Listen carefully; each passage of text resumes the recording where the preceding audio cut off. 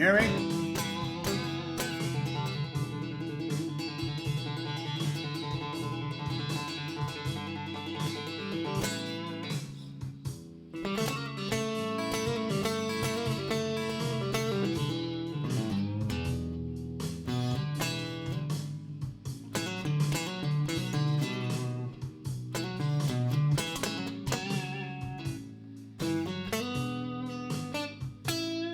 Sweet.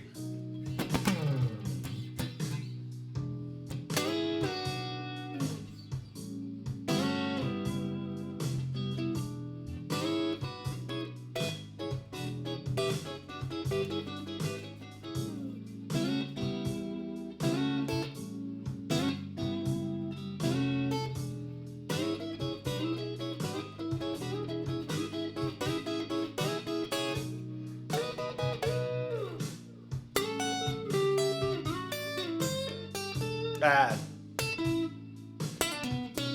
See, I got lost. The very thing I'm telling you not to do is to know the progression so well that you don't get lost. Son of a gun. All right, who do we have? We got a lot of people on already. What's our number here? 3 minutes in. Sorry, I was a little late. I went to the mirror. I looked at a mirror and I was, oh dang, I got to do something with that hair. Yeah, I need to get another coronavirus haircut. In other words, that means my wife is gonna get out the wall trimmer and we're just gonna put one of the level 4 and just go.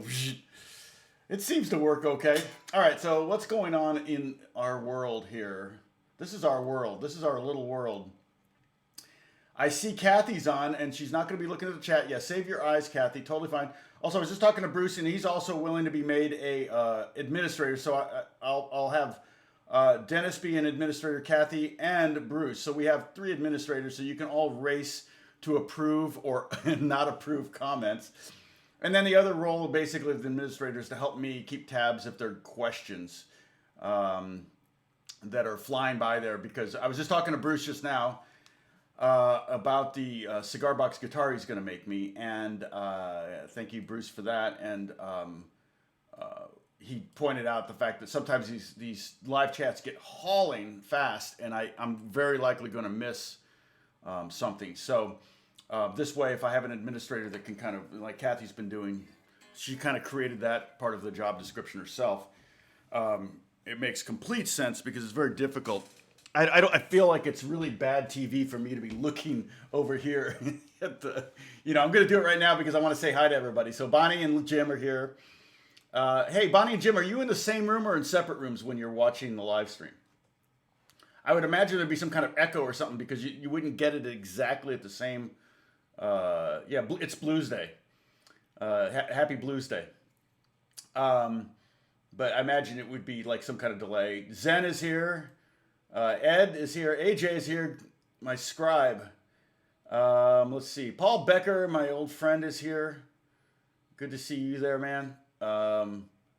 Let's see. And then Kathy. Ben, welcome back. Baba Cat, good to see you. Roger, good to see you. Roger's the official engineer of the official mechanical engineer of the Pro Guitar Secrets live stream here. Hook is here. Bob is here. David Sillers is here. But Tuesday's just as bad. Yes. That's a great lyric. See, that's a perfect example. They call it Stormy. They call it Stormy Monday. But Tuesday's just as bad, right?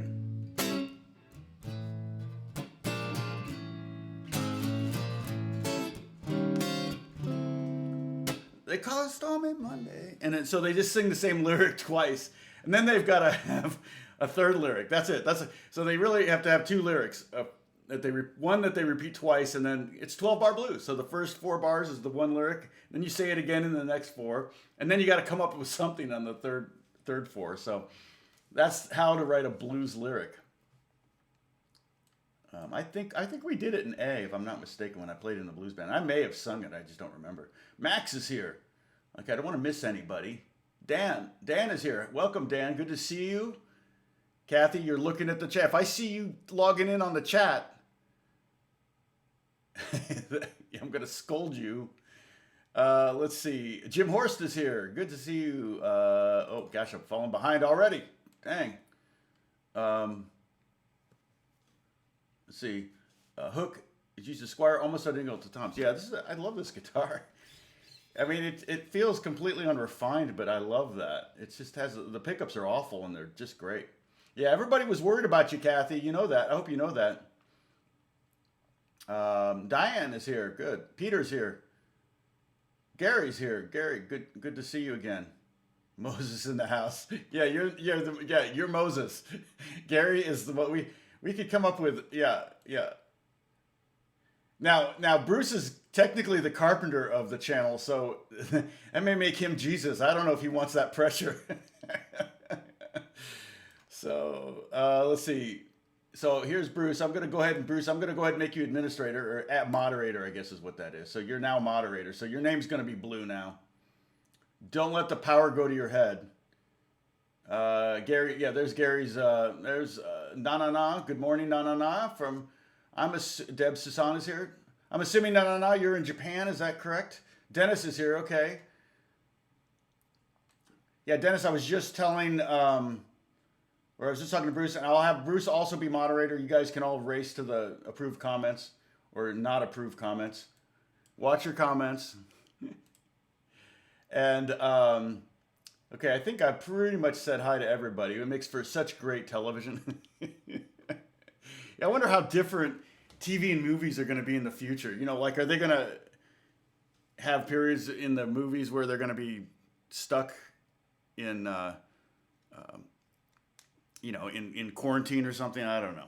It doesn't sound very exciting. Like, nobody's going to want to watch that. Yep, I'm wearing jeans. You get your libations ready. We got, Gary just posted the 9 command sips so far. The Tom's 9 command sips. My wife cracked up when she heard that, Gary. And number 9 was the newest one. And if I say there will not be a quiz on this, and I will probably say that at some point today, I can pretty much guarantee you if I get to what I want to get to today. If I say that, then that's a celebratory libation. Me touching my face is a punitive sip. So we have celebratory sips and we have punitive sips. And I would say, if I say I had a band in high school called blank, whatever, that's a punitive sip for sure. Let's see. Kevin, or Keith, you're on. Ben, I think I saw you've been on. Let's see, Bruce. Blue Jesus, yeah, exactly. So what I want to do is we'll start out, apparently I need to do it. We'll start out just playing some rhythm to the blues. If you already got it down, you feel like you don't need to do it. The other thing is you could do some, and it's Tuesday, so it's shopping day for David. That's why he's not here. Because in New York, apparently, you have to wait in line to go shopping. That's a bummer. That was that way a couple times here, but not too much. Depends on when you go and what stores you go to. Like Trader Joe's always have a line. Whole Foods always has a line. And then also, David Sellers was asking me, I think yesterday or day before, am I going to go up the neck? Well, here's what I want you to do. If you are already getting it down here, or you already know open position, you already know that. As you create a lick, all right, like for example, when we did the A7 lick, was that this one, I think? No. Uh-oh. Did I lose it? Oh, man. I lost it. I thought let's see. That's the new one. Okay, so I guess in my haste to create a new scene, sorry, just see, this scene's the same. That's like nothing there. Why do I have that? That makes no sense. Okay. Oh, you know what? I deleted image 3. So what was that? I don't know. Oh, I know what that was. Okay, this one here. It's so exciting. What great cinema this is. I'm gonna win an Oscar. Okay. Let's see. This was the E pen, so I don't have that. Okay, so I have to browse. I have to find it. Oh man, really? You're making me go through this again? Desktop, live stream. All right. You might have put. I don't think this one. Okay, so there we go. That makes it much better. But let's say you created a lick. Let's say just even the top two strings. Okay, you can't see that. All right, so I got to make it smaller. There we go. Look at that. I'm enjoying this OBS software. It really does. It helps from me not have to hold up stuff anymore, right? And I could have multiple cameras at this point. I could have like my laptop maybe set up here and do a Bluetooth thing and connect or wire it to this computer and so on and so forth. I've got my computer there. I could have my perspective and you could see that every now and then. But that camera's not hooked up to anything. And it's running on battery, so it probably wouldn't last very long. But say you do like, right? Well, you go, oh, I got that down. I don't need to work on this, or whatever. I'm bored or I want to go up the neck. Well, just try to find that lick up the neck.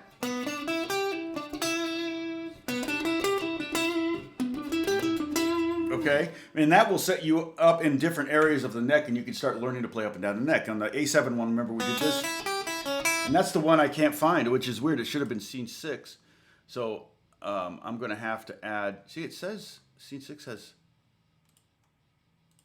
Where's that? Huh? Yeah, they should be there. I'm not sure why they're not. Did I? Nope. Sorry. Just wondered if it got hidden behind my. My image. Anyway, so let's go. Let's not do that one. Let's do this one. I'm gonna play the track. It's this blues over here. There. Dang it! I can't get my. There we go. I guess I got to go in front of my face. Now I know you. I'm pointing at it. Yes, I can. I can do this. Yeah, that's true. I could do that. Wait. Yeah, I could do this if I wanted to, or whatever. This also makes for good television. That's true. I can totally do that. I don't mind working through. I kind of like it this way in some ways. I wish they had shadows, like they look like they were floating in the air next to me or something. Or if I could, blow on it, and it would like this. Oh, I could do that.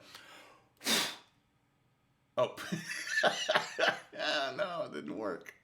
Dang it, my magic trick. Where's Andrew? What does that look like? I will refresh. Oh, you don't see Tom at all. No. So we got to get our 1,000 times through the chord progression so that you're as familiar with it as possible. Hey, Leon, good to see you. Or Leo, good to see you. We can get as many rotations through the blues progression as possible, so that it's become second nature. All right, so I'm going to hit that, and then if you have it down, you don't need to work on the blues progression. Then you can solo. Okay, but I'm just going to play rhythm. I think maybe I'll break off into some lead, but that's just me showing off, or getting bored, one of the two. So here we go. 1, 2, 3, 4. E. A7, E.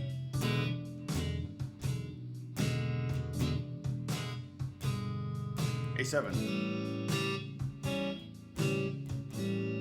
You can add, if you want, E7.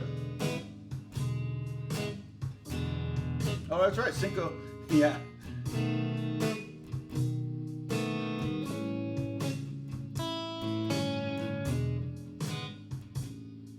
B7. E.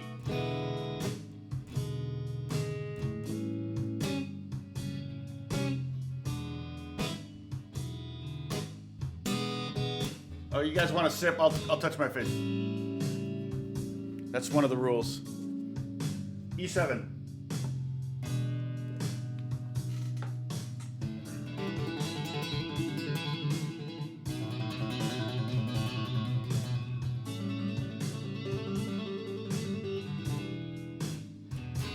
E7.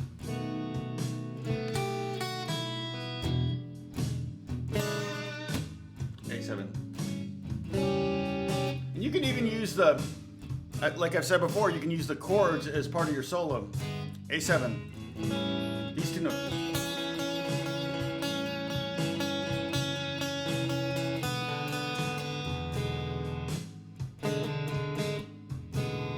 B7.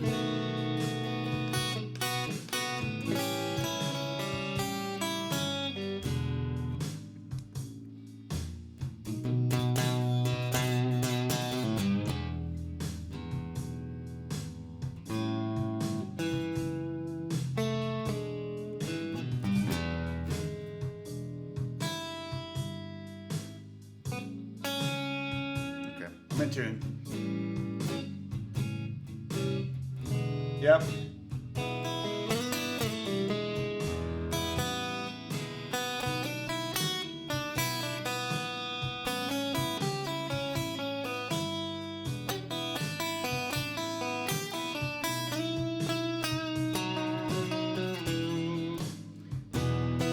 Yeah, that's the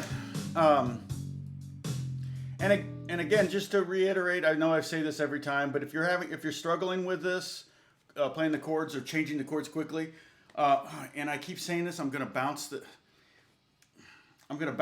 thing, and I'll put it in a Dropbox and send a link so you guys can all. You know what? No, I'm gonna make a YouTube video. I'll make it a YouTube video so you can watch it. That way I can make money every time you jam on it. Tom makes millions well, guitar players jam the blues, right? Yeah, my concern is it's gonna somehow infringe on someone's copyright. I'm gonna be like, really?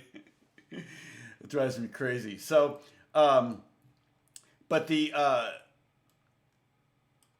yeah, and I can totally. Oh, so you took your advice, taught my wife E7, A7, and we jammed a few minutes. That's awesome.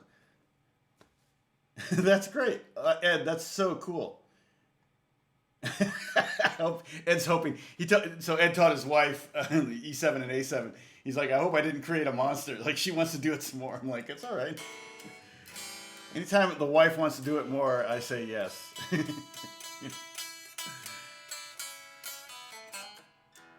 Is that pick a cheese wedge or something? Yeah, it's this totally giant piece of kind of. It's a pretty mildewy piece of cheese though. Bonnie sent me not Bonnie, I'm sorry, Pepper sent me posted the link of that pick where you could get that pick, that big fat pick. I was like, that is the weirdest thing. I'm trying to figure out what, I got to look at the video so I can see is it like sound different? Because that, you know me, I'm always looking to find different things. So, and I think I found another one of these bottle cap thingies. I mean, they're really, really. So, because I've had this bottle cap for years, and I really love the way it sounds. I know you don't, but for weird, like, okay, I'm changing guitars, so this is an opportunity to sip. So for that kind of thing, that's just like, you can't get that sound with a normal pick. So I started collecting bottle caps, and I realized, well, none of them sound as good as this one, and I forgot what it was from. But I saw that there was a 6-point star on the inside. And then the other day we went for a walk, and I got Beth a bottle of water, and she took the cap off, and I said, can I see that for a second? And she showed it or gave it to me, and I said, oh, it's a 6-point star. Now I got it. Now it's a little different. It's funny, but it's just, the tone is a little different. It's like, I don't know. I'm gonna have to complain to Pepsi. I should have an endorsement from Pepsi. And say, hey, because I'm a Coke. I actually have stock in Coke. I prefer Diet Coke over Diet Pepsi, and all of them over Tab. We talked about Tab before. Oh my gosh. So just to give you some more, if you want to you want to play instead of E7, E9, you can add the second fret. So this would be E9, all right? And it's not the one up there. You would add, so E9 could be played. One way to play it is this, O2, O1, O2. That's E9. Kathy's around, but she's just battling migraines and her eye hurts. It's difficult for her to look at, mostly me, but also the live chat. Let's see. So that's an E9. You could also do, well, like I said, there's another A7 here. Kathy was on earlier. You could do this as an A7, which is nice because it's got that 7th on top, which is that G. So you can kind of get kind of a cool, you know, good for fingerstyle blues to have that. And if you went there and did that, that would be, these are just fun chords that we can change up and make it more fun. That would be, we could call this A7/6. It's kind of A13, but there's no 9 in there, so you really couldn't call it 13. Okay? And on the B7 one, there's really not, sometimes I'll raise that like this. You'll hear me do this. That's a sharp 5. And the reason it works is because it's the flat 3 of the E chord. So you know you're going back, it's like this is, you do that a lot in E blues. That's a very common melodic trick or feature of E blues, and to kind of anticipate it with the B7.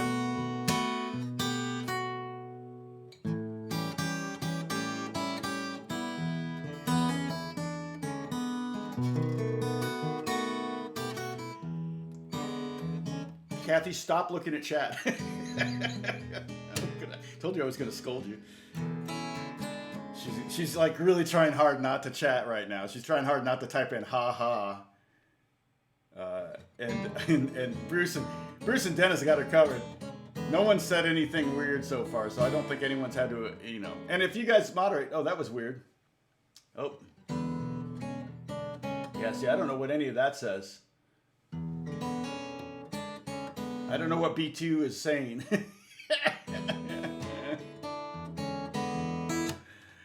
I know, right? I'm causing a problem, Kathy. Okay, so now I'm going to have to create, I'm sorry, I'm going to do more wonderful television here. I guess I screwed up and deleted yesterday's lesson, and I didn't mean to do that. So basically we had this blues progression here, and then I showed you 3 licks that you could do, or 3 note groupings that you could play around with. One that worked good over the E7, one that worked good over the A7, and one that worked well over the B7. And so I'm gonna re-upload those because I'm an idiot. I see it says all sorts of shapes here, but when I click on them, there's nothing there. So I'm gonna add them again. I don't know. It's just weird. I must have done something.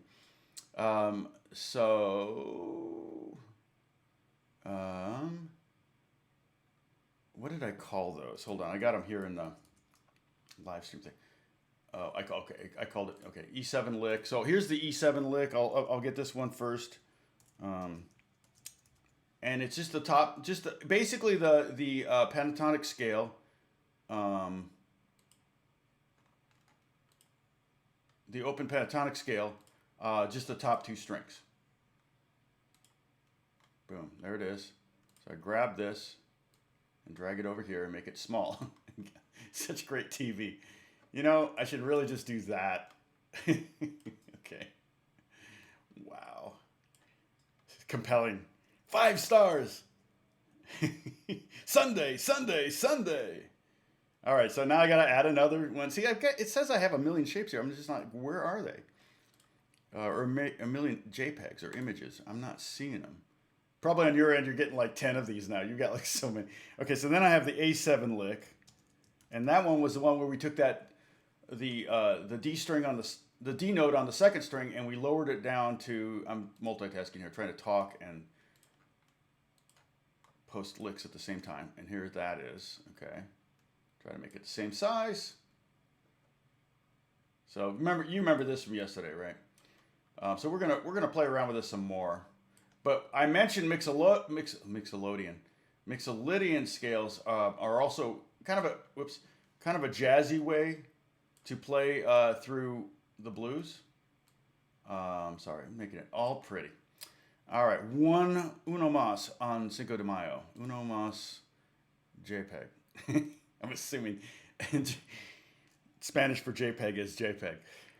So B7 lick. I know, I'm a card. I ought to be dealt with. Andrew, are you there? I need Andrew. I should text him and say, get on.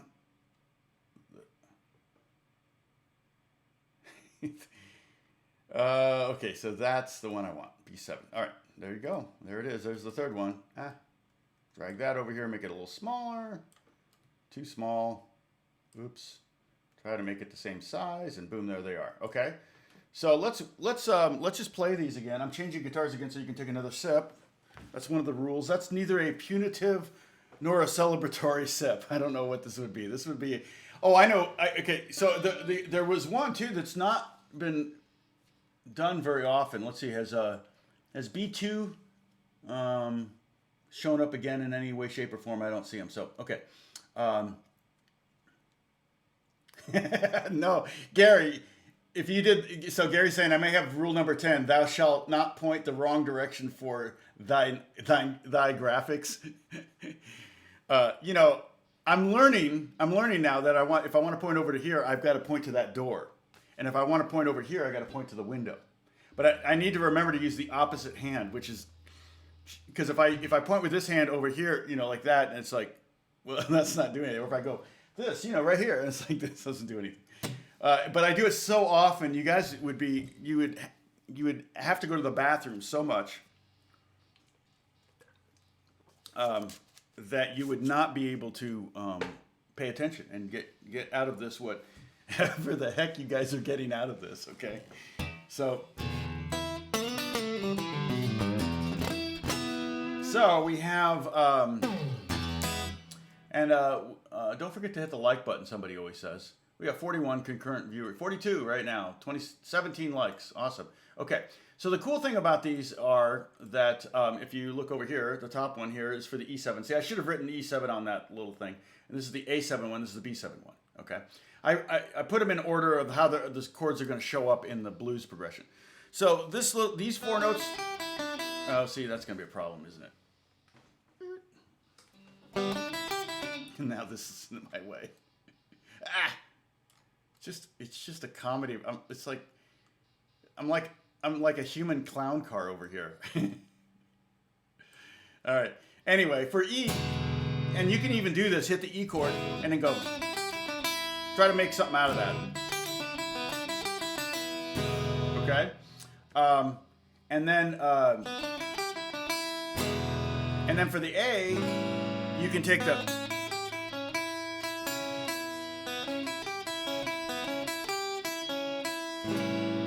You can do that, and you hit A chord and then try to come up with something.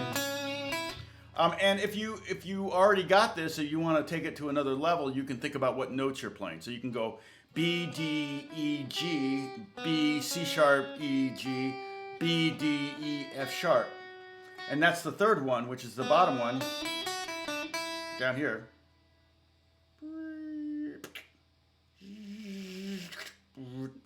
All right, you knew it, I was a robot. That one works really nice over the B7.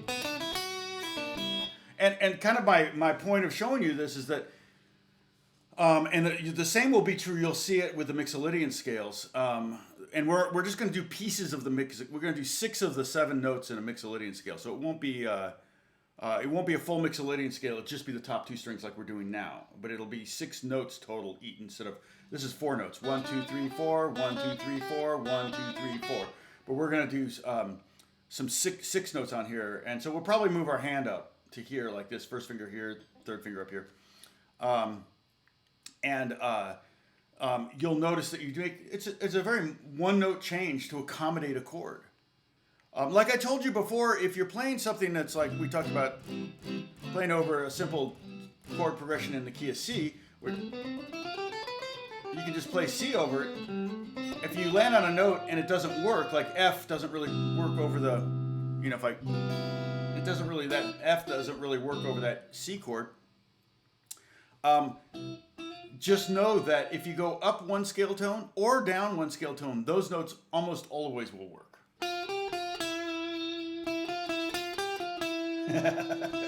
Yeah. Thank you, Dennis. And thank you, Bruce, for taking care of that. So yeah, so you can usually find in a neighboring tone or a chromatically neighboring tone a note that will work if you hit something that's like, oh, that's a little off. Another thing we can do, this would be, let's do this. Again, just to show you the economy of the blues and what you can get away with, is we can play the E note for all of these chords. And now, did I lose this other? Oh boy, I got to be careful with these scenes because see, that's gone. Yeah, it's weird. I lost something else too when I did this. Weird. All right. I also lost that list. So let me add it to this. I don't know what well, see, I shouldn't delete scenes. I should just keep scenes. And I don't name them anything. I should name them something. So there's scene 1, 2, 3, 4. So I probably need to, let me see if I can find, it was like a list or something. I forget what I called it. Let's see. But it was the list of chord tones. Yeah, this one. Remember this? I don't know where it went, why I just deleted it, but there it is now. And you can see there's an E note in the E7 chord, and you can see there's an E note in an A7 chord. In the B7 chord, what's the closest note to E that's in the B7 chord? Can anybody, I rarely ask you, okay, thank you, I'll hit that right now.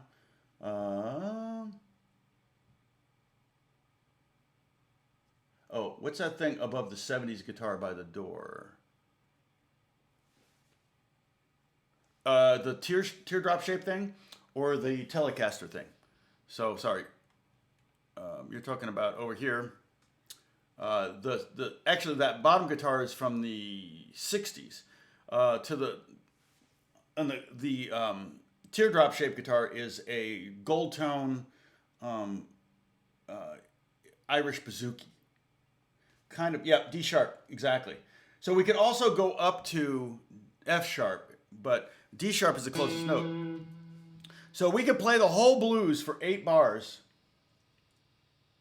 And then, sorry, the guitar above that, there is a Telecaster baritone, though. It's a baritone Telecaster with a humbucker in it. It's a great sounding guitar. It actually replaced I gave my son my Dan Electro baritone. That had the lipstick pickups in it. That thing sounds great. The problem is I tend to use it for metal, and I can't use the lipstick pickles. I can't use the lipstick pickups for. I had a late night last night for metal sounds because there's so much gain that just the hum is awful. But that's why I bought it, because it had the humbucker, and I can really dig in and get some crazy stuff. Okay, Streamlabs. What's that, Dennis? I'm afraid to click on it. Is that another software for doing this kind of thing? Okay, so exactly, you guys got it right. If I go back to this scene, is it this one? This one. So for the blues, we can.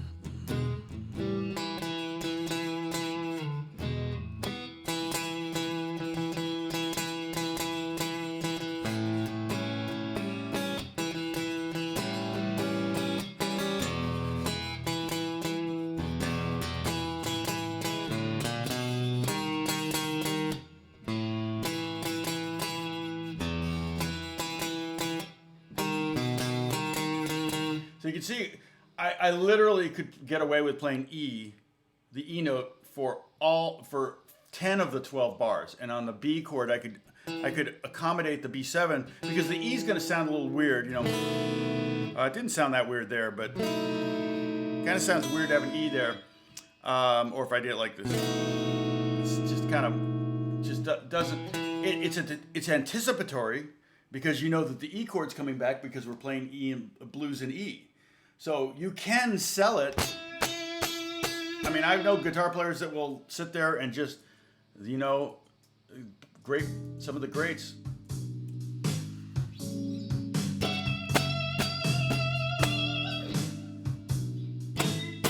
So I'm only playing E.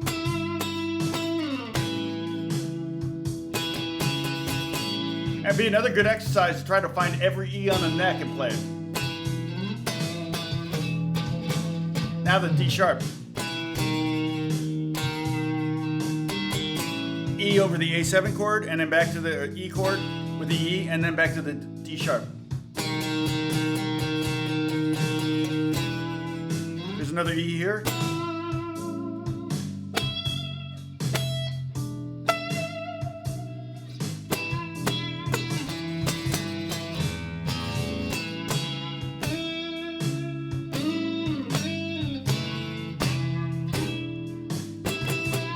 And then the D sharp is just 1 fret below.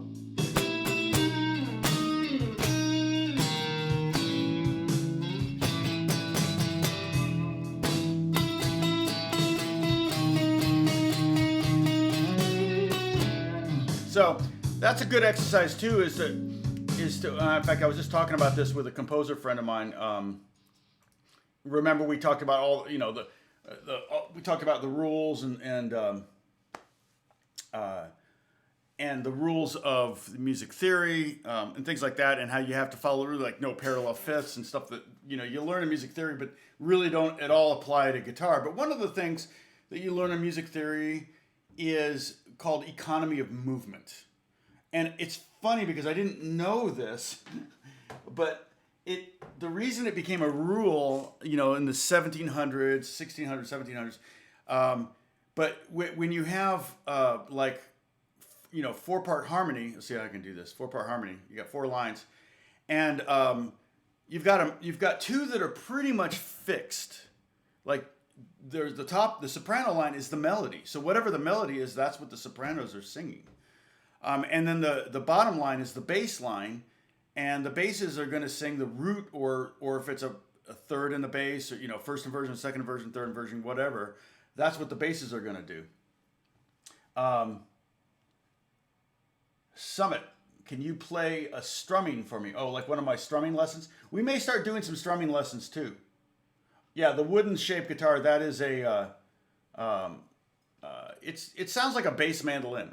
Maybe I'll pull it down at the end. Remind me, Bavar, if you're still with us at the end, I'll pull it down and we can totally, oh, cool. Okay, thank you. Let me see what happens if I click. I'm gotta be careful. I don't want to jack up my. Okay, cool. Yeah. Also, I know friends that do this, and they. Oh wait, see, I messed up my live stream. There we go. Okay. And they'll have somebody does a super chat or something, and they've got an explosion go off on the screen. I'm like, I don't know if I want to do that. Part of what I think people like about my channel is that I'm not. It's not edited, super edited, and different angles and all this stuff going on. It's just you and me. That's pretty much all it is. But yeah, remind me of Bavar at the end, and I'll pull it down, play some for you. It's kind of I want to tune it like a mandolin down an octave, but right now I can't really tune the top string up to E. I just feel like the strings are going to break. So I'm thinking I'm going to leave it like it is and get a bass mandolin at some point. So live weather time, exactly. So you've got those those 4 parts. You got the soprano that's fixed because it's the melody, holy, holy, holy, or whatever. Oh, the bass is down here singing whatever they're singing, holy, holy, holy, probably sitting on the same note a lot. And so you define the harmony of the chords with the 2 middle voices. The alto voice on here, right below the sopranos, and then you have the tenor voice. Usually the tenors and basses would be men, and the alto and sopranos would be women. But they would also. So part of that was if you have real economical movement, the alto, you don't want the altos going way up and coming way down to the basses, and you don't want voices crossing each other. So they all kind of have to stay within the melody, which could go really high, and the bass, which could go really low, or they could come together at points. And so then you've got to kind of keep the alto and soprano moving through really, I mean, the alto and the tenor kind of moving through as simply as possible without too many big jumps. Well, my friend Stephen, who was over for dinner last night, he was saying that, yeah, the organ, like back then, they were really hard to play. And so they would keep their hands together rather than spread. They couldn't really play like this with their hands spread. They had to have more weight on their fingers than they could, like it, because it was a very mechanical motion. You were opening valves kind of thing. You weren't actually just hitting, like organs now are real easy to play and pianos are fairly easy to play. But back then he said the early organs are really difficult to play. And so you really kind of had to have tight voicings because it was the only way to make sure your hands were together. Very fascinating. So a rule came about just because the instrument had limitations. But the application of the rule here is that you can play an E, an E, an E, an E, E, and then when you get to that B7 chord, you play that D sharp or you play that F sharp, and you can have a very, very simple economical movement. Very easy for the listener to understand what you're doing. Does that make sense? Okay, so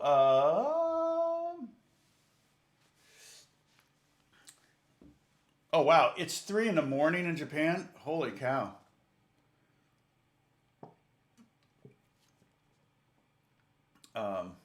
That's crazy. I'm assuming you're probably in Tokyo. I've only driven through Tokyo. I've landed at Narita. Is that right? Narita Airport. I've landed in Narita twice. Once on the way to Korea, and the other time was to tour Europe. To tour Japan with a band. But I was mostly everywhere I went was south of Tokyo, except for one place. Okay. So let's see. Am I in the scene thing here? I can go like this. Okay. So I'm gonna hit the jam, and we've got these 3 shapes. If you want, we're going to play these 3 shapes. Get your guitar out. Did I just play the acoustic? So I think we can take a sip. I'm not sure. Okay, so here we go.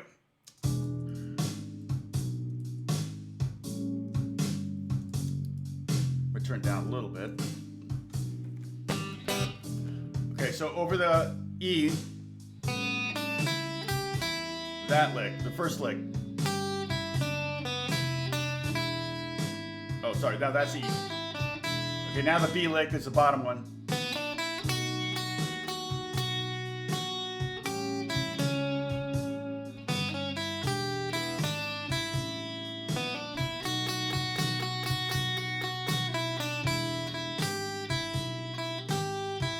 You could just play the top string.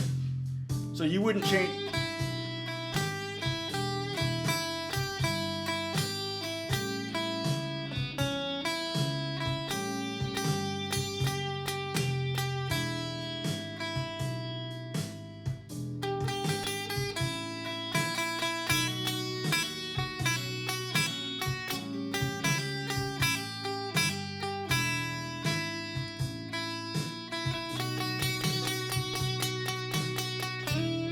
So you can see how you can really just take a very simple idea and turn it into a solo and make it, you can try to make it music.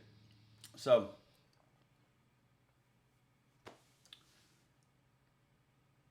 well, that's true. Yeah, you can always watch later. Anyway, I haven't seen. Where's is it DK? DK, is it DK? I haven't seen him up here yet. So how many people do we have watching right now? 42. It's not bad, not bad. Got 27 likes, woo. That's just my, the likes actually give me more coffee in my coffee cup.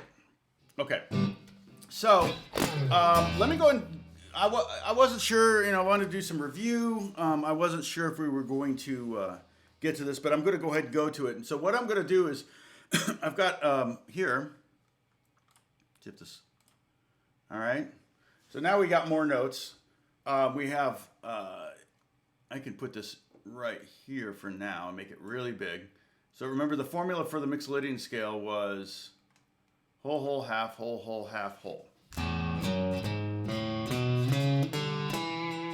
Don't worry, we're not gonna play that one. But so we have 3 chords in the song: E7, A7, and B7. And one way to play a diatonic scale over each chord would be to play the E Mixolydian over the E, the A Mixolydian over the A, and the B Mixolydian over the B. Well, that's a lot to learn.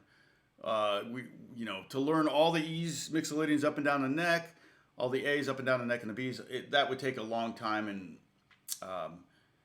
it's not critical at this point. You just need to be able to maybe utilize some of the notes in the scale. So what I did was I wrote out on the top 2 strings all of those notes that you could play over each of those scales. So for the example, on the E Mixolydian, I played the B. So we started on B, went C sharp, D, and then on the next string, E, F sharp, G sharp. So if you look at the scale, the formula right here, right below me here, boom, boom, boom, boom. If you look at this, basically this over here, this over here, right over there, is most of an E Mixolydian scale starting on B. All of these are going to start on B. You'll notice that all 3 of these scales have a B note in them.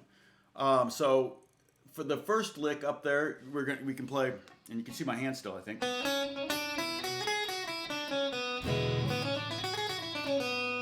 It also sounds kind of country or country swing. And so and I can move a little bit this way. No, wrong way. This way. Yeah. So a little bit of country swing, and this might be a time when it makes sense to go like this. Right? The only problem is then, well, Dennis is cracking up right now. Boom. So I can do that, I could, what I need is down there's like the stock ticker. So you can keep track of the stock market and the weather while you watch me. That's what I need to do. So yeah, it's weird. I would like to make this a little bit bigger, but then this thing's going to hide my guitar. So, but I can keep this aware. When I create these JPEGs, I can be aware of how I want to use them in this format. I mean, technically, I could probably go like this, right? And then kind of bring this over here. I don't know. That just looks so sloppy. See, I liked it better the other way.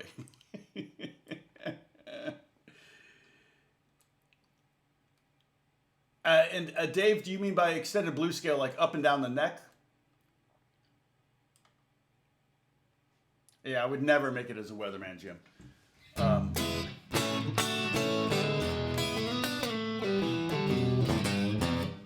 Yeah, because I did this one. This is the blues scale on all 4. Oh, wait. Oh, did that one disappear too? What happened to that one? Oh, my goodness. So I did something. I really jacked up something. It must have been I deleted an image or something because it's not there. Yeah, I did do, let me see, where can I put that? I could add it to this one. Let me add it to this one. So let's see, E blues. Oh wait, no, it's already here. Oh, okay, I see. I don't need to create a new. It's already here. There it is, right there. Cool. Except it didn't add it. Oh no, that's weird. Okay, so it must be deleted somehow. Try it again.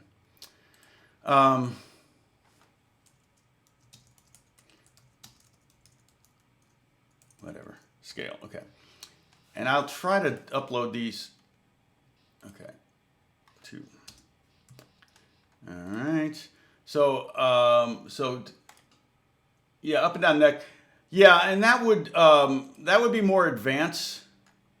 Advanced for, there it is. Oh, God.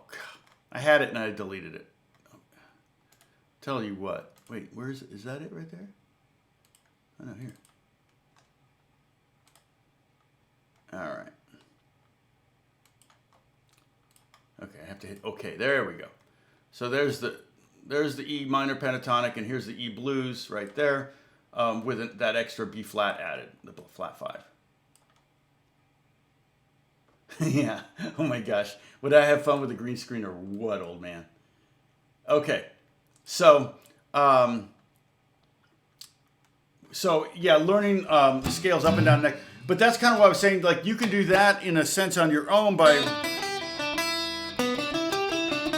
Oops.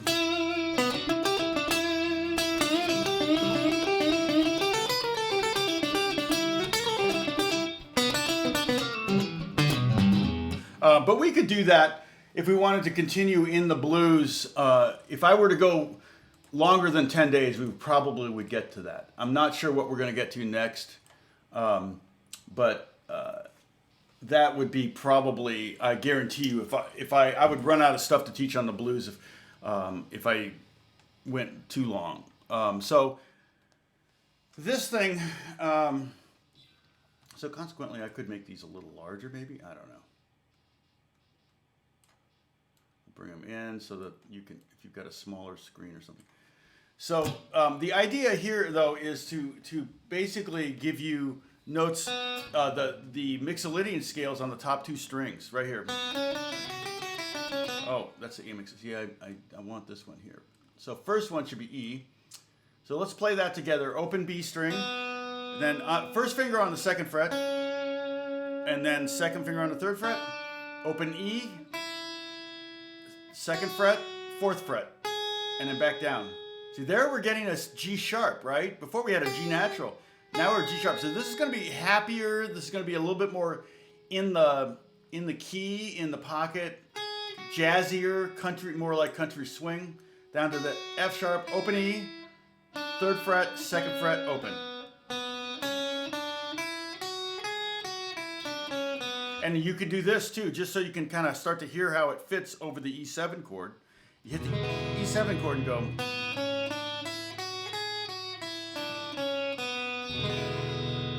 If you want to, you can try to start creating some licks.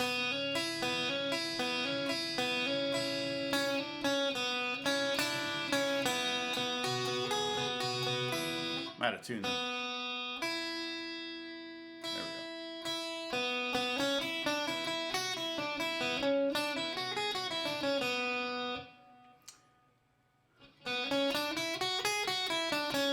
Yeah, Jim, I've done that in the past where I make the blues note a different color so you can kind of see that. Okay, and then the A Mixolydian one, the A7 works over the A7, and you'll notice the only difference between E Mixolydian and A Mixolydian is that E has the G sharp and A has a G natural. So here's our G sharp up here. So all we have to do is go there, and so we change one note, and we've got a little mini scale that works over the A Mixolydian. So open B string, second fret, third fret, open, second fret, third fret, and then back down, second, open, third, second, open. So it sounds like this over there. If you want to, you could go up to this E or this A up here too.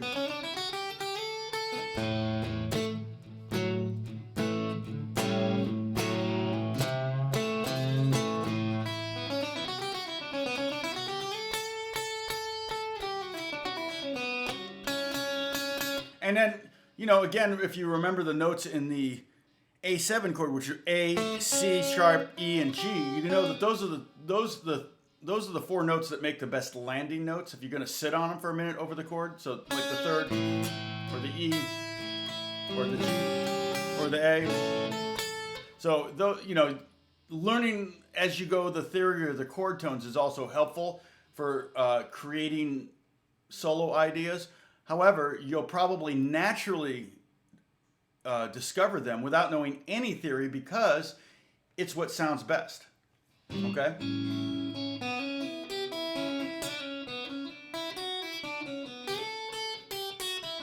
Okay, now I'm going to move this B Mixolydian to where the A Mixolydian is, okay?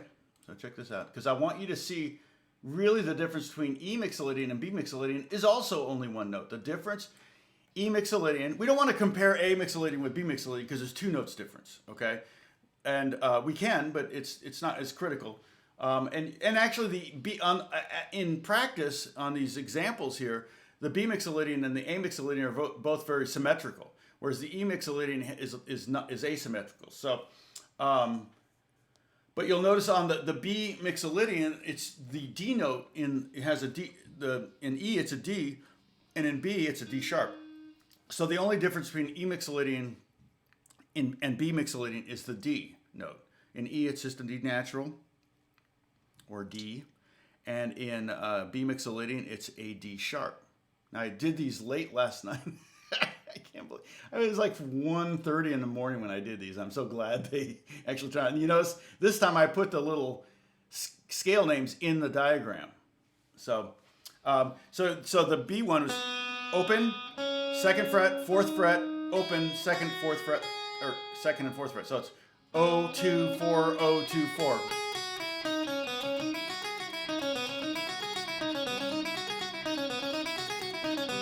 Yeah, and Dave, you know, tomorrow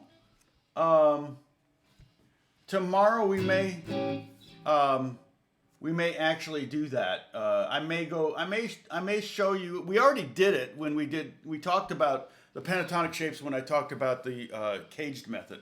So if you go all the way back to the very first lessons of this is lesson 49 in a row. 49 days in a row I've been here for y'alls. And I know you appreciate it. I know you appreciate it. So I don't think you don't. So I'm sure I'm getting thumbs down though, because people are getting moderated out, but it's definitely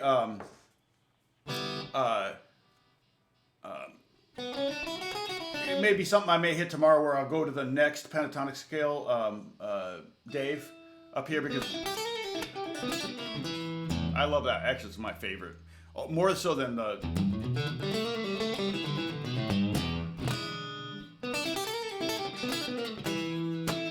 I love that scale. And so did Stevie Ray Vaughan. He would do that a lot. He would be like...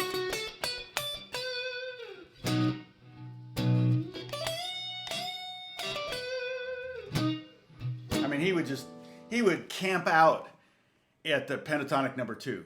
So what I call pentatonic number 2, but it's pentatonic number 1 is the one that everybody learns, and then the next one up the neck is, I call it pentatonic number 2. I always have. What gift he has given us. Bruce, thank you so much. Like I said, I'm here for me. I'm not here for you guys. I could care. If I had no people over here, I'd still be like talking like I had 10 or 15 or 20 or how many do I have right now? 40. Okay. So I'm boring some people, but normally we have about 50 people here, and that's good. So no, and Hook, I'm so glad. And just as long as you don't start stealing gigs from me, I really don't care. So, I could make this, I could make this a little bigger like that and kind of have this kind of overlap thing going. That's kind of, like I said, I wish these would do a shadow. But Dennis, I'll check out those templates, okay? That's probably not a bad idea. One of them might be the stock ticker down here, Or it's called a crawl, right? It's called a crawl. I have a news crawl down there. But it'll be like, I don't want like CNN or anything like that. I'd want like Guitar Player Magazine news crawl. Or Mad Magazine. That's what I'd want. A minor pentatonic is kind of the first one everybody learns. So all I did was put that in open position to be in E.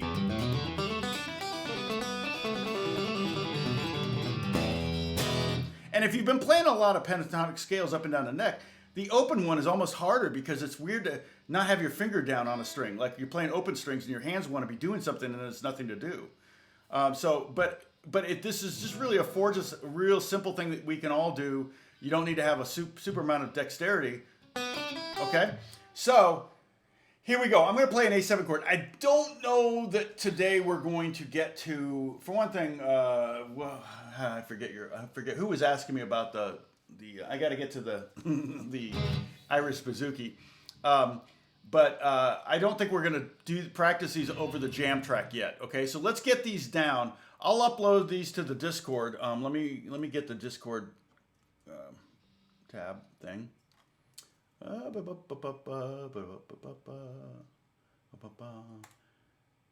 And another thing you can always do to help too, if if you're on any music forums or guitar forums or anything like that, you can always say, hey, check out Tom. Or like I said, at one point I got this. Kathy's sending me a message here. She says she's going to send me $1 million. That's awesome. Thank you, Kathy. She's like, no, wait, stop. Okay, so here's the invite for this. If you're not on, copy. Okay, and I will upload these little graphics here. Okay, and then what you can do is you can import them into like a Word doc or something, create your own document, and that's totally fine. But maybe work on these, and then tomorrow I'll play the jam track. What am I trying to do here? Oh, I'm trying to go to this. Okay, I'll play the jam track. And Dennis, now that you're a moderator, you might be able to put a link up there.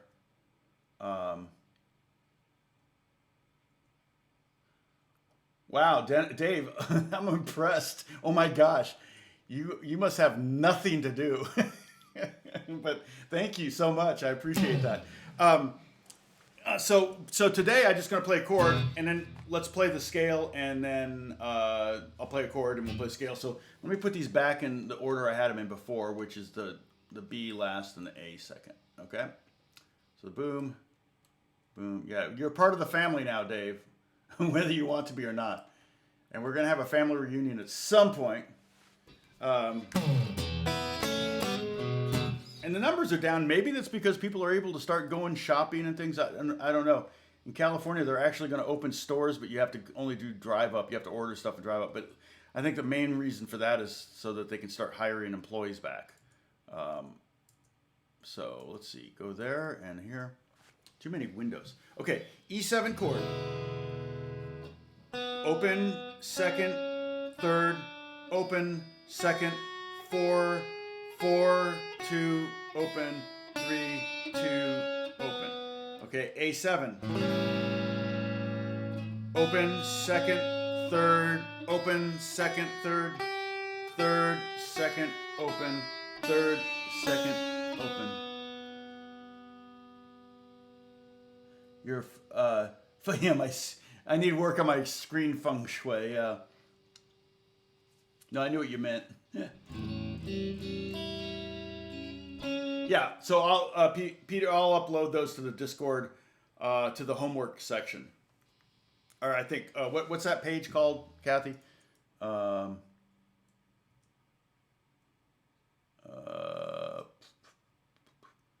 That's Tom's bookmarks, I guess. I'll upload them to there. In fact, I can do that right now, to be honest.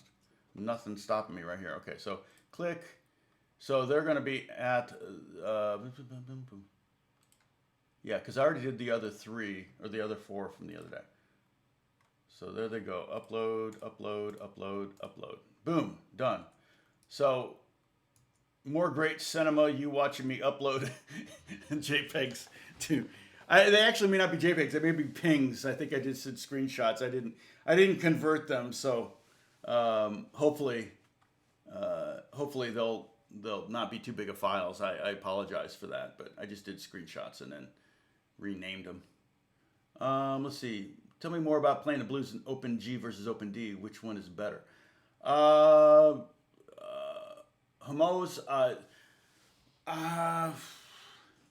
Probably for blues, I would. This is going to be a personal choice.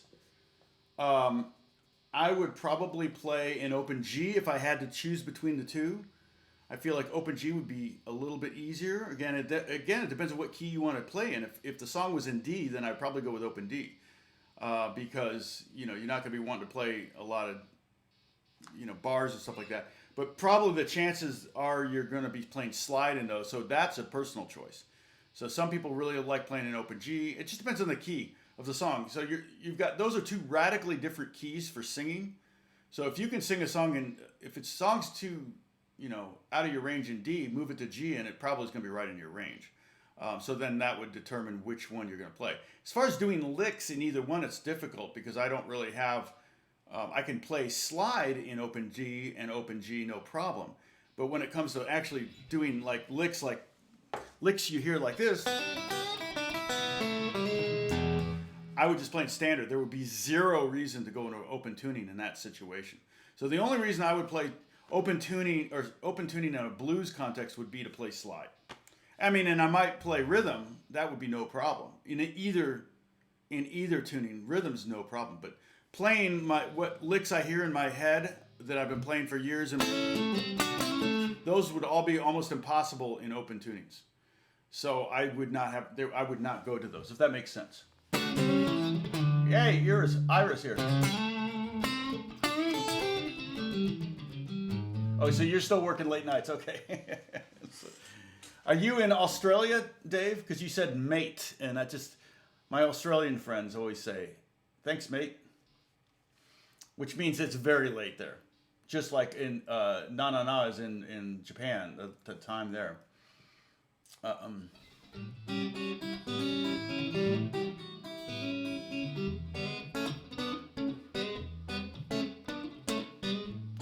Okay, cool. Well, I'm glad I could kind of answer your question. I'm sure you were wanting some definitive, this is the best way to play. And that's really, I really rail against that notion that there's some magic scale or magic tuning or magic chord or anything like that that's going to make it, that's going to unlock the key to guitar playing. There's no such thing. The only thing you want to unlock is good music. And if your taste in music is progressive rock, and you want to, I'm trying to turn off my tuner, I always do it wrong. And you want to be a shredder, you're going to have to probably learn some techniques that will allow you to do that. Picking techniques, fretting techniques, scales, things like that, of course. But I always felt like I was always searching for that magic bullet that was going to make, like that aha moment. And those definitely come. I remember one time I was talking to a friend of mine. Well, it was actually, he was a friend of my older sister's. He was a very good guitar player. I think he was a year older than my sister, which made him 5 years older than me. And he was very good, but he also realized that for my age, I was very good. And so, in fact, I bought my first Les Paul from him. And I remember I showed him this thing where if you just take that pentatonic scale, that C major pentatonic, and move it up 3 frets and play C minor pentatonic or E flat pentatonic, it works as you can play it over a C7 chord. You can play, here it's blues, and in here it's major. But over the same chord. So you could go back and forth, and like I say, George Benson does this all the time. But, back and forth between the blues sound and the major pentatonic sound, you can go back and forth with the same shape. So you don't even have to learn a new shape to be able to play that. Now, I prefer to do it, if I'm going to do it, I'll use the pentatonic number 2 up here, so I don't have to shift down here. So I can play all the notes in the C major pentatonic. And there will be no quiz on this. Cheers. There's no quiz on this. So don't freak out that I'm going into like this higher level thing, okay? It's not, don't worry. But my point is that basically I can find these notes all up here. So like I can go back and forth between kind of the happy, to the blues. The happy and the sad right against each other. And like I said, Benson would do that. In fact, you can even, Dave and Homaz, I'm not sure how to say your name. You can do that if you want something to work on, is you can create a hybrid scale that has all the notes of the C major pentatonic, which would be C, D, E, G, A, with the C minor pentatonic, which would be C, E flat, F, G, B flat. You could create the scale be like this.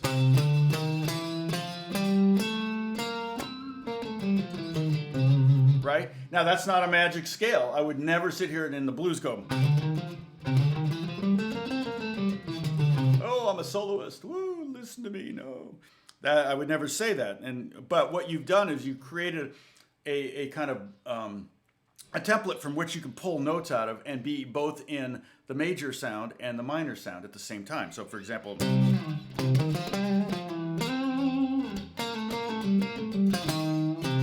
so that it's like that kind of thing where I'm just randomly, and I'm not randomly just throwing my hands up. I'm hearing melodies in my head and I'm translating them to the guitar.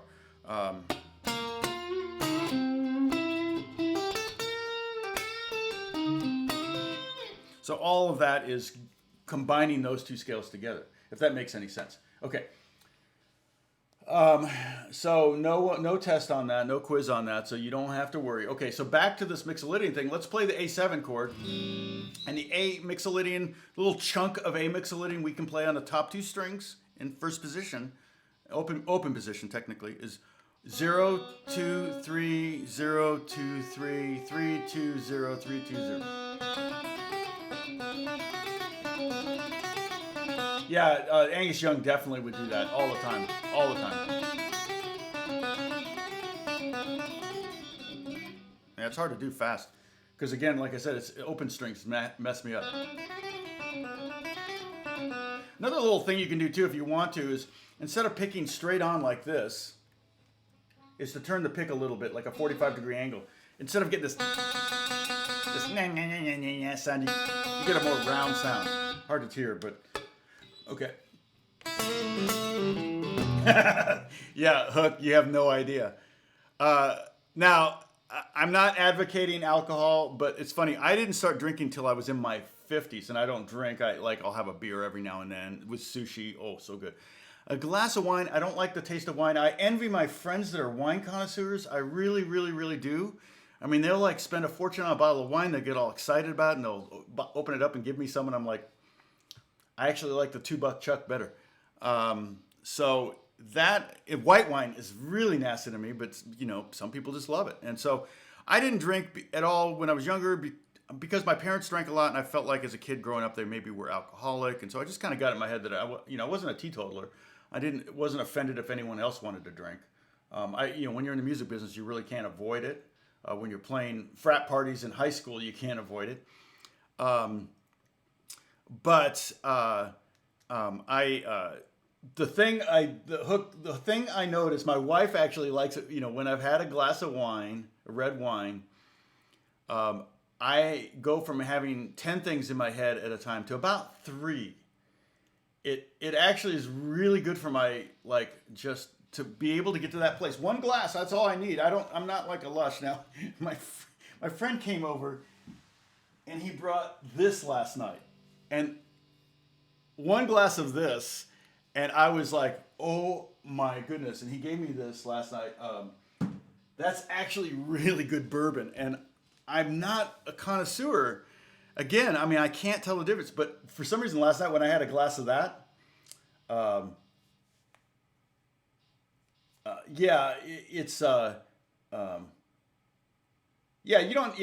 Rick, cooking with it is great too, because the great thing about alcohol is that alcohol burns off in the cooking, and you're left with a flavor. And so I've always added wine to recipes, white wine or red wine. We've always had it around for that, but just drinking it always tastes like medicine to me. It was a blessing. I mean, I was a musician in junior high and high school, and I was at a lot of parties, and I remember someone in junior high handed me a beer, and I pretended to drink it and poured the rest of it into flowers. So, for me, it definitely, allows me to, in some ways, almost focus better. I've heard that about weed. Some people say weed helps them focus. I've not tried that. Not really planning on it. That sounded qualifying, didn't it? It is legal, so I'm not breaking a law, but is it the best for my body? I don't know. My biggest fear with any drug like that, any drug, is that I'm afraid I'll like it. So that's my greatest fear. I remember when I was in high school, I remember being in class, and the entire class, the teacher could not control the class. They were all laughing, and they were just dying, and they were all on Quaaludes. I was the only one in the room when it was like 34 kids or something like that. I'm like the 35th kid without... I'm like, what are they laughing at? I couldn't figure it out. What was so funny? And it's just like they all popped Quaaludes, and I was the only one that didn't. So, okay. So then the last one, the B Mixolydian one. So we play that B7 chord and then play the scale. Open, second, fourth, open, second, fourth, 4, 2, open, 4, 2, open.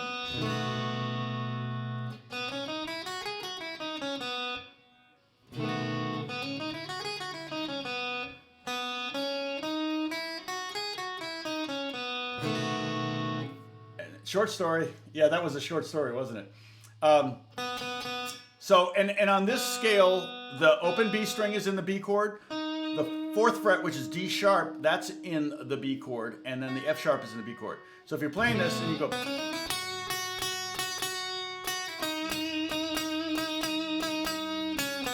you know, and you could also, like I said, create hybrid scales. You could also put that D natural, and then you could also have the G if you want. You could go.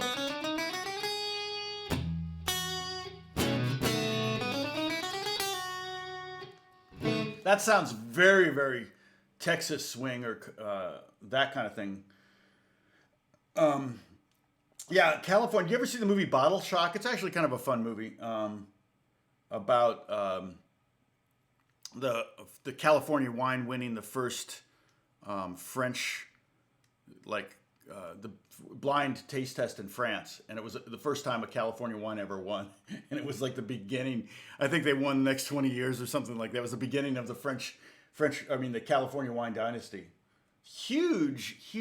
I have a friend that actually owns a vineyard in it's crazy. It's a big industry, and he's an engineer. He owns an engineering firm, and they decided they wanted to start have a vineyard, you know, vintners, right?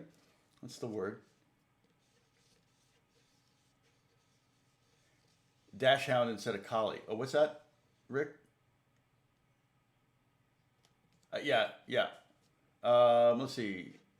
Art. Yes, you can also play with both strings at the same time, 100%. So, for example, on the what Art is saying is that, like, for example, on the E Mixolydian, oh gosh, it's just not tuned. There we go. You can hit the top 2 strings open.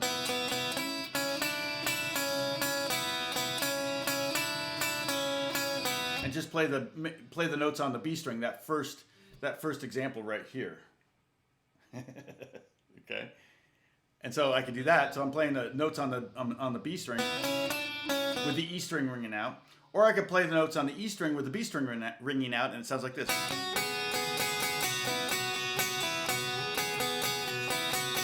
Sounds like kind of like a pop rock tune almost. I feel like I have enough light. Oh, I also could use this. My movie light.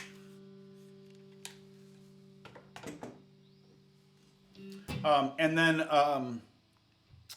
and on the A string, on the A chord, you could do. That sounds like King Tut by Steve Martin. I'm getting better at pointing. I am, Hook. Yes, I am.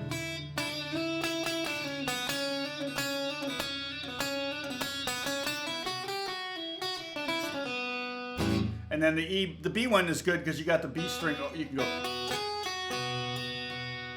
But I like also the E one where you let the E string ring out with the B Mixolydian shape. You get that half step.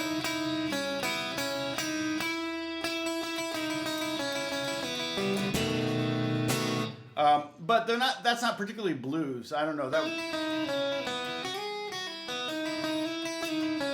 It's almost more country, also sounding to me. And that's another style of music that would utilize the Mixolydian scales more. Okay. So just to reiterate, you know, we've got the simpler where we made the changes here, where we changed the pentatonic shape to accommodate there's the original, and then we accommodated the A chord right here, and then we accommodated the B chord right here.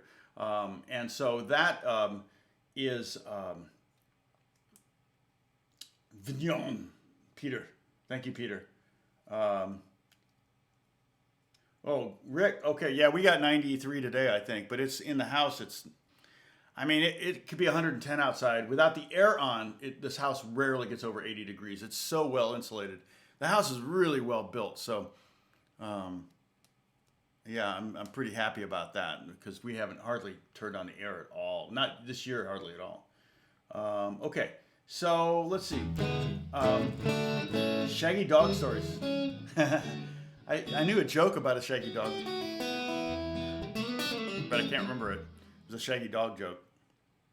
It was one of those really, really long jokes that you know, I've got a couple jokes that you can really milk and tell long. Like the longest joke I've ever heard with the world's shortest punchline. Okay, so let's see. Now, I forget Bachner. I can't remember what your name was. I'm gonna pull out that. If you're still there, are you still there? Because I'll show you that. What was his name? Not Hormor or what's it? Yeah, Hormoz.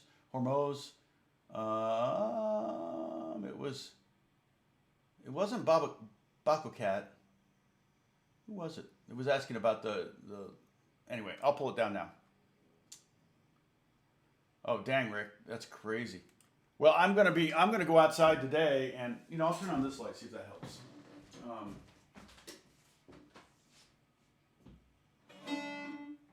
I don't know how in tune we are. Everybody take a sip because I'm changing guitars.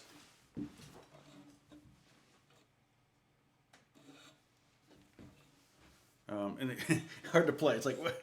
Dang it. There's a reason a guitar is shaped the way it's shaped.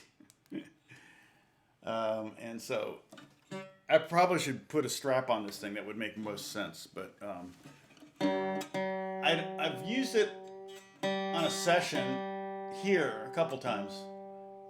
I use it on a song that I wrote with Kelly that's coming out on her new record. It's actually opening the record. And I think the song is in like G minor, and then I modulate for the choruses. I go to G major. Kelly's got a great voice.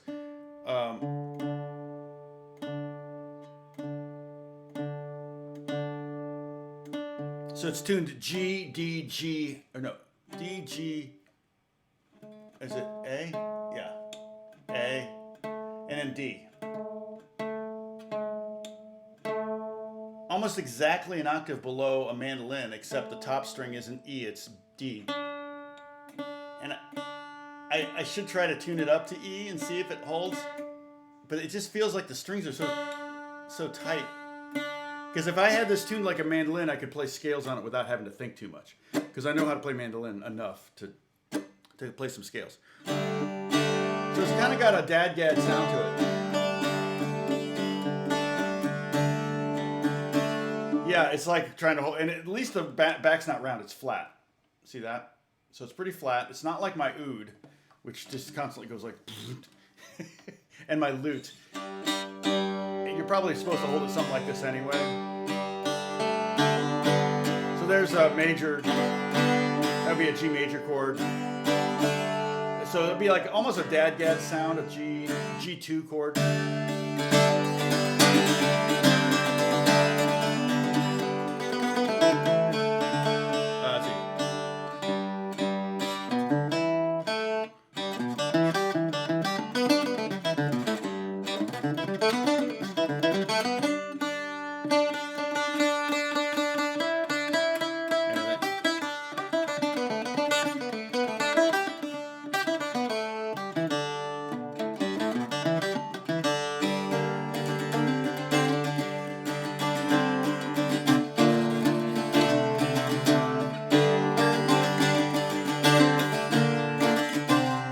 That's the Kelly song.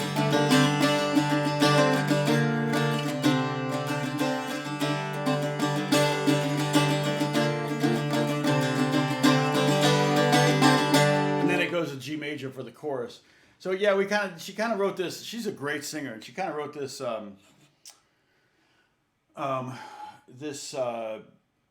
Celtic-ish kind of song to start the album, and then it goes from there to, I swear it's Rage Against the Machine. It's like goes from a Celtic, just this thing, an orchestra, and her voice, and then it jumps into this. She was really into Rage Against the Machine. Her boyfriend got her into Rage Against the Machine, and I touched my face. Take a sip. Punitive sip. I'll see you later, Peter. Yes, I believe so, Bruce. I believe this bridge is not glued down. I have yet to change the strings on it, so I've only had it a little while. And I should have bought the bass mandolin, but I actually got a call to do some Irish or some bouzouki music. And I know that there's a difference between a Greek bouzouki, and I'm going to get a Greek bouzouki too.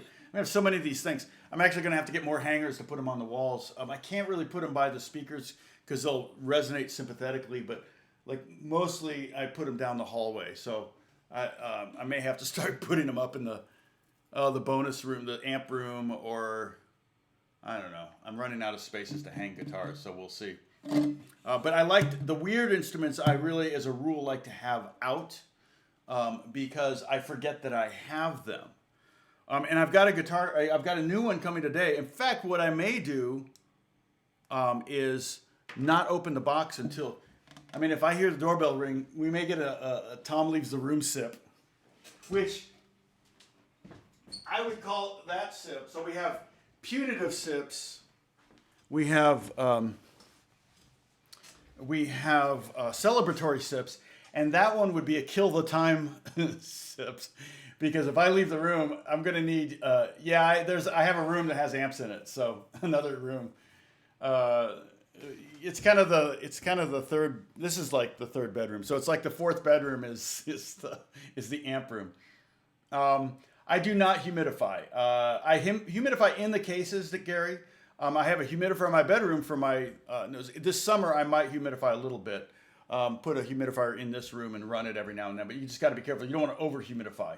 I probably should be putting more guitars in cases, but you know, it's a lot of times I keep them out to remind me to do work on things, and so. Would I play the G chord to accompany the tune? What tune is that, Art?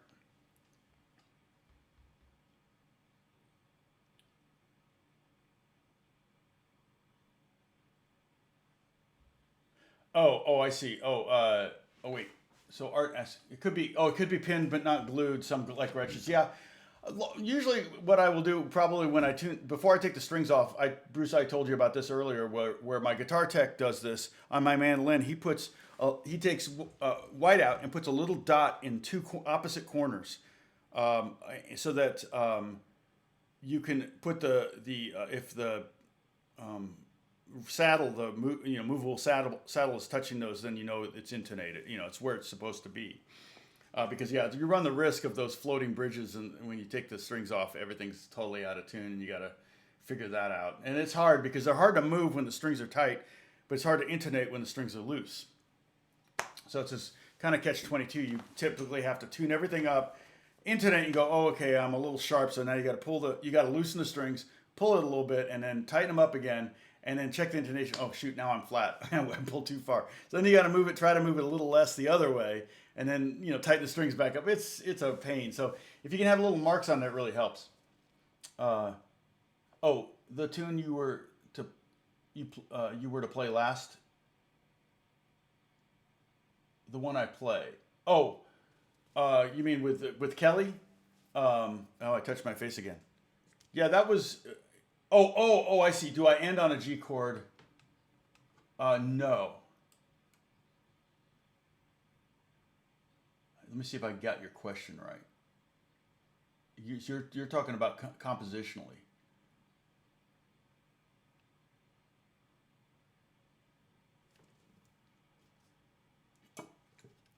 David, thank you. Enjoy your Pinot Grigio. I could never say these right. Okay, sorry. I'm trying to catch your comment. Oh yeah, Kathy, have fun with your Zoom lesson. God bless you. It's 12:30, so it's 3:30 there. Okay, so that song, I think it ends on a G minor vamp. Yeah, the song was it goes.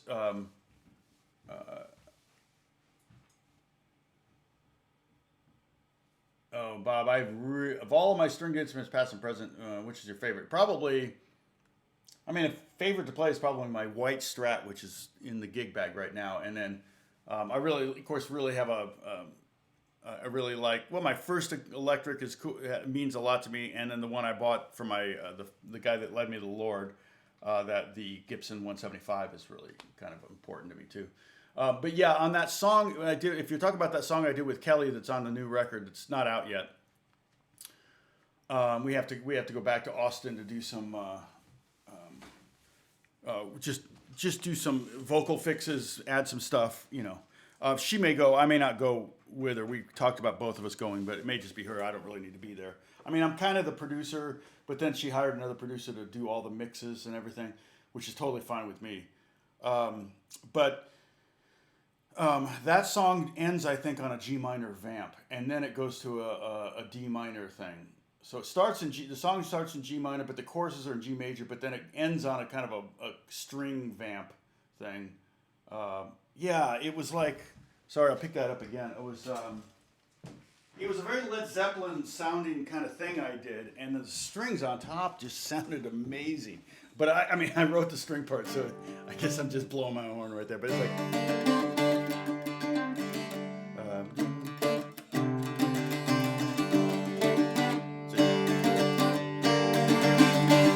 A while.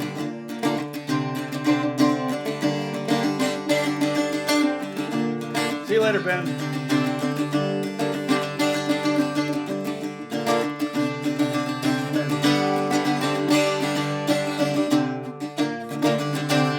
Still does that. You know what? It may end on G major. I may go.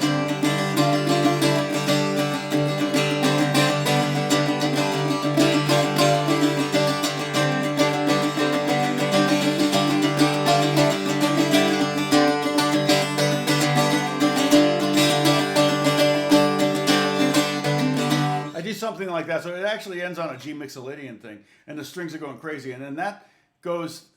The whole album is one long medley. It never stops, and so like while that song is fading out, then all of a sudden this drop D, comes in. That's like crazy, like just a power like a power chord, it's a riff. And I'm trying to think, it's not, who's the band that she was really into that we were emulating? We were kind of going for, I mean, it's a little System of the Down. No, Rage Against the Machine, System of Down. No, not really System of Down. More Rage Against the Machine and not 311. Shoot. Anyway, we were kind of emulating that kind of vibe. And she's got this beautiful voice. So it's kind of a cool juxtaposition. And there's strings throughout. There's loops. There's some real drums, multiple guitars, lots of weird things, instruments and stuff. So we'll see.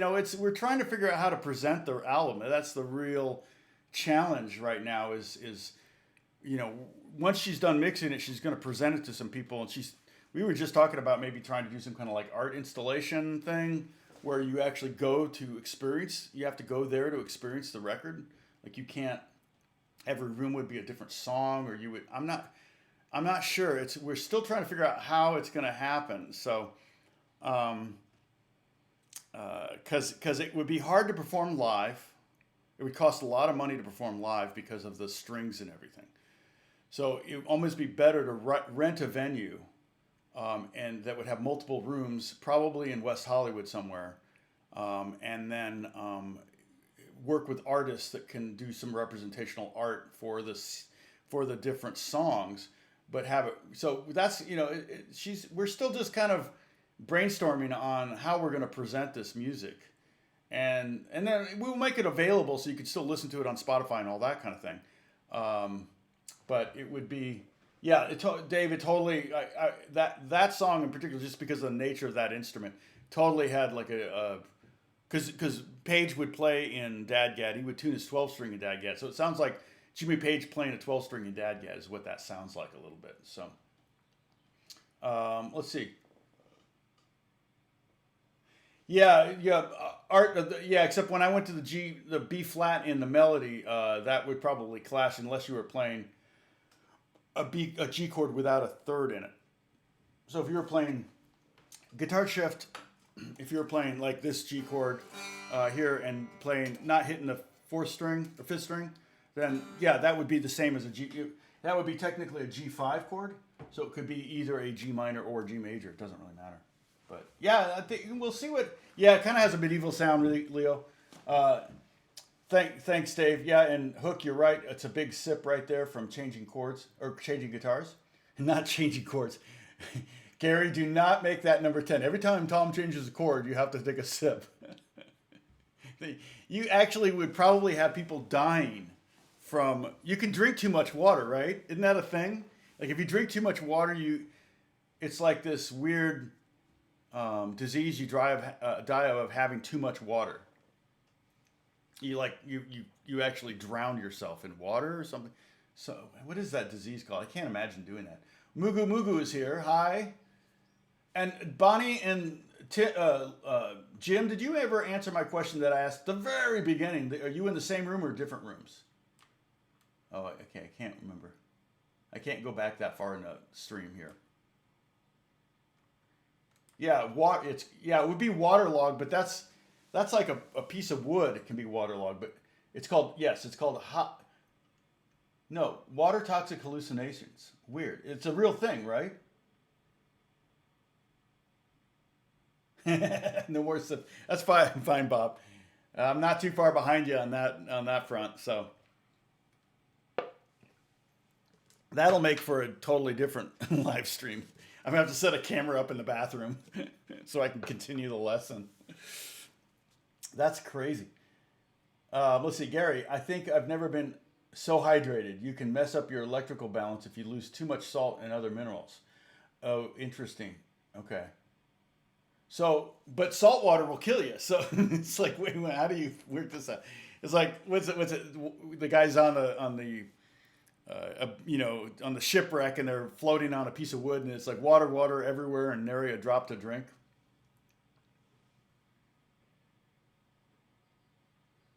Oh, right. I remember Hook talking about some DJs like shock jocks that would have people drink a lot of water. That was that one lady that they made her sit there, like they tied her down or something like that. So, all right, what is this? Okay. Letter accompanying directly signed by professional. Attached, find a copy of the letter of directions signed by the artist known professionally as Justin Bieber in favor of Tom Strahle. Really? He signed it? Let me see that. I need to go on and see if I can get on his live stream. Okay, these are just perform. Oh yeah, well there's a signature, but I think that's computer generated signature. That's funny. That's just computer generated. What's this one? This is like an Excel sheet. Okay, whatever. Again, it's exciting live stream. Watching Tom. This is like one of those shows where they embed cameras in people's lives and you're just living their lives. Yeah, we're now reading Tom's email. Exactly. Oh, you totally missed our answer. I totally missed your answer. Yeah. So in the answer, same room, one computer muted. Oh, okay, that makes sense. Okay. Yeah, I totally missed that answer. Okay, Hormuz, so how can I make my guitar sound bluesy better? And do you have any suggestions? Well, for one thing, just simple things. We're talking about like electric guitar. I like the neck pickup. This if you got a switch and you got more than one pickup, I feel like this pickup tends to be a little bluesier. Like if I were to play rock or country, I would go to the or even like if I'm doing some kind of like country, whatever.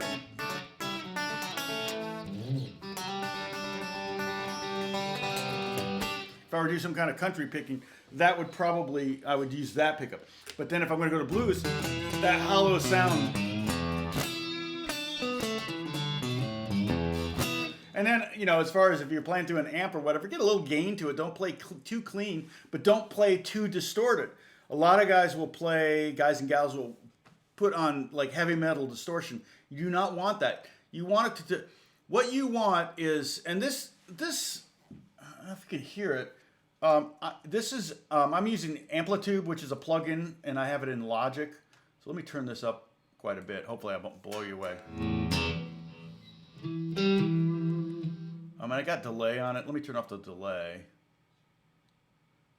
Where's the delay? Delay is here. Ooh, wow, it gets a lot louder if I turn off delay. That's okay. I'll leave delay on. But the thing is, you want to set it up so that one of the tricks is, it's not really a trick, but one of the keys is, yeah, Jerry, that was actually not Jerry Reed, that was Albert Lee. But one of the tricks is to have it so if you play soft, it's kind of clean.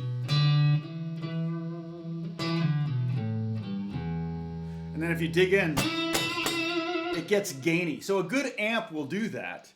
And it's only recently that I felt like some of the digital amps do it realistically. And pedals will do it too. So, but you want, like if you want it to be able to kind of get quiet and clean.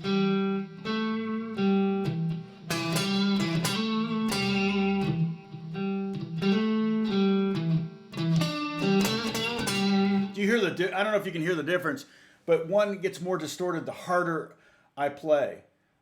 So you want not gain like distortion. You want more like a slight crunch. Yes, Dennis, that's exactly right.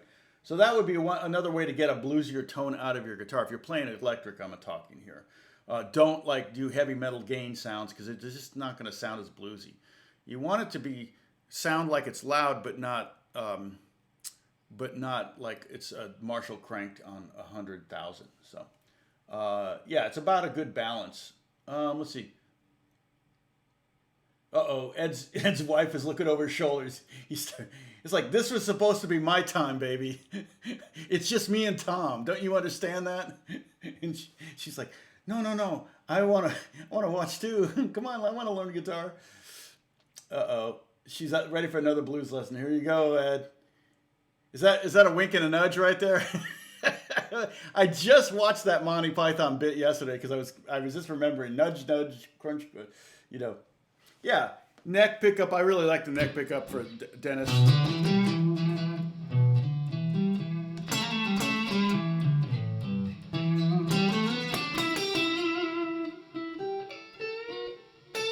So if I play softer, the other thing you can do is you can turn down your pickup, turn down your guitar, and if you send less volume to the amp, it's going to clean up. See, it almost sounds like a jazz.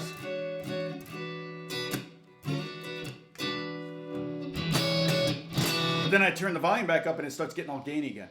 But you want to have a sound out of your amp or however you're playing your electric that will clean up when you play softer a little bit and get dirtier when you play harder. It doesn't have to be radical, okay? It doesn't have to be it can be very subtle, but you'll use that in your spontaneous songwriting, which is called improvisation. When you're improvising, when you're soloing, when you're playing lead guitar, essentially what you're doing is you're writing a song on the fly in front of everybody. And that's why I say that's why melodic, you want to say something, you want to propel the song forward. And that's why doing, like scales, like, I don't know,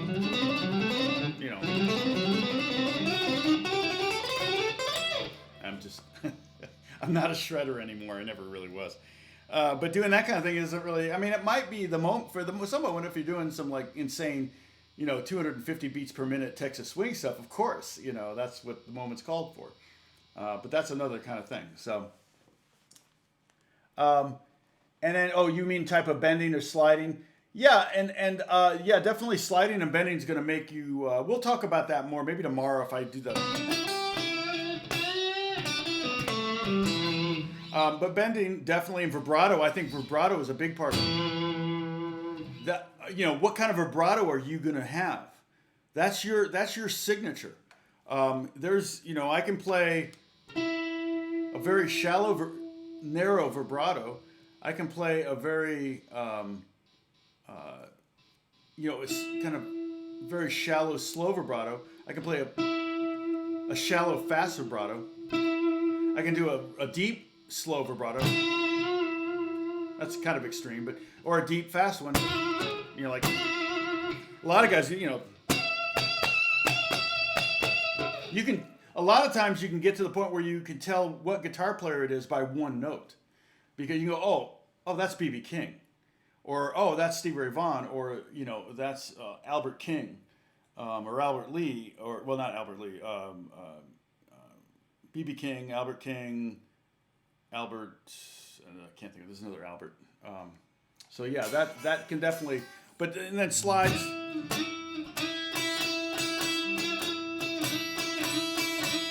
Yeah, slides can definitely make things more bluesy. Slides to and from, like, would definitely make things more bluesy. Bends also can make things more bluesy. But like with Stevie Ray Vaughan, he would double stops.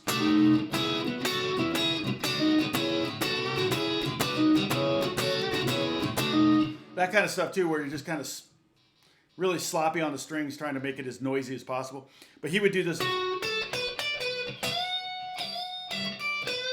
He would love bending that fourth up to the fifth in the key. So I'm in the key of B and I'm doing that. And that we might do that. We might get some of that. That's a hard bend on that key in the key of E. But Albert Lee is country. I always say Albert Lee when I mean Albert King. Let's see what else. Hi, David. Oh, David has. Oh, hi, Tom. You made it before the end. Oh, yeah, because today's Tuesday. It's shopping day. The things that we know about each other. Question you discussed earlier. You can drink too much water and be seriously ill. Yes, Marshall. Yeah, I've got a 60s Marshall 50 watt, and I can't turn that thing past 2. It's so stinking loud. So I have no idea what it sounds like cranked. I've never had the opportunity to play that. Yeah, BB King's vibrato is amazing. And Tom, I bet you could recognize BB King from that one note. Plus you add that to the tone, the guitar, the amp, that whole thing. But you literally could probably put together a montage of vibratos from different blues guitar players and study them and go, oh yeah, that's BB King. Oh, that's, this guy, that guy. So, okay, I'm about to sign off, but yeah, Hormoz, I'll probably deal more with that soon.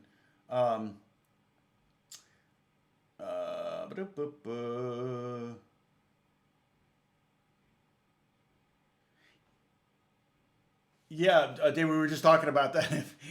If somebody said, I accidentally said if I change guitar, I said change chords, not change guitars. And imagine if everybody was taking a drink every time I changed chords. We'd have that. It's like some kind of hydro self-flooding, self-drowning. Okay. And we're getting into medical stuff again. Zen is saying there's an old Stevie Ray Vaughan playing together. Yes, Albert King, and I think Stevie Ray Vaughan's probably biggest influence is Buddy Guy. So I can listen to Buddy Guy and almost think I'm hearing Stevie Ray Vaughan. The other thing too, really good blues player was Jimi Hendrix. Like listen to what's it? Red House.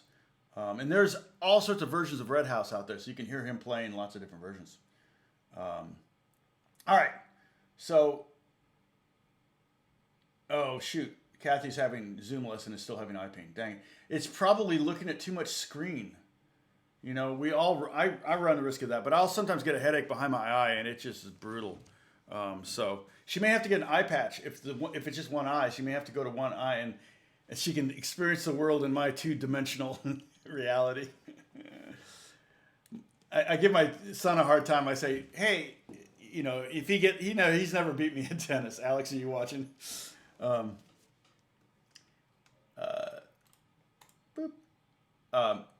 If Alex is, see you tomorrow, Hook.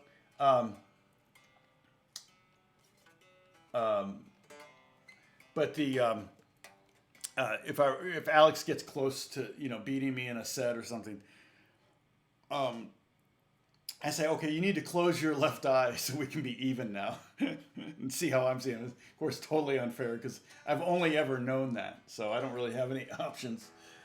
Okay, 50th session tomorrow. We're gonna have to celebrate. We may hit 75,000 subscribers. Let me see where I'm at right now. Here, I gotta go to this window.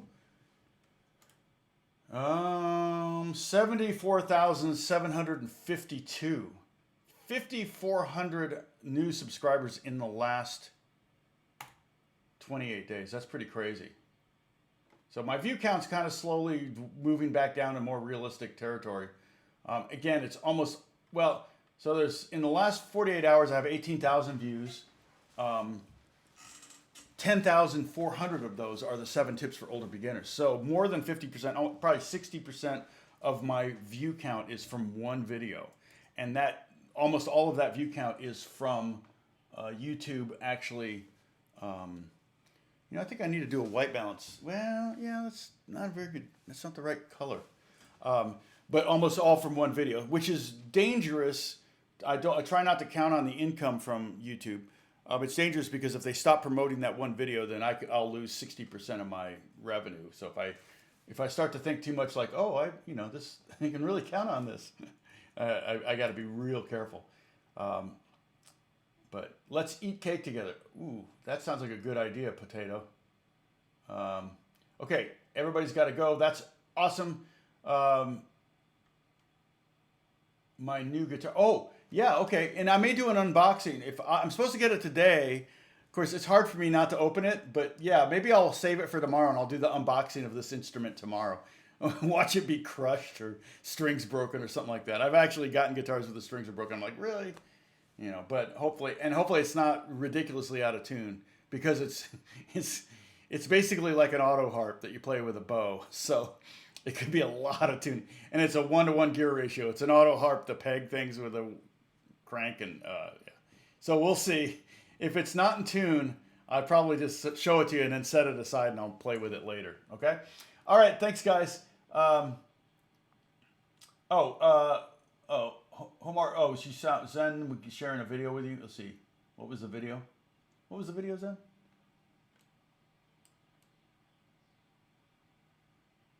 Anyway, it doesn't matter.